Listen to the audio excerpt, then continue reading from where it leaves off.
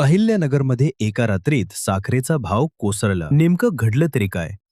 साखर 100 पार करणार अशा चर्चांमुळे ग्राहकांच्या चिंतेत भर पडली होती. पण केंद्र सरकारच्या एका निर्णयानंतर बाजारातील चित्र अचानक बदलल्याचा दावा केला जाते. अहिल्यानगरच्या बाजारपेठेत साखरेचे दर तब्बल 15 ते 20 रुपयांनी घसरल्याची माहिती समोर आली आहे.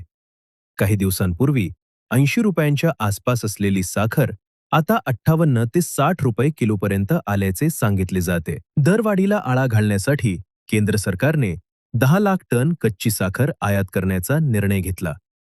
यामुळे बाजारात साखरेचा पुरवठा वाढण्याची शक्यता निर्माण झाली आणि घाऊक दर 7,500 रुपयांवरून सुमारे 6,000 रुपये प्रति क्विंटलपर्यंत घसरल्याचा दावा आहे.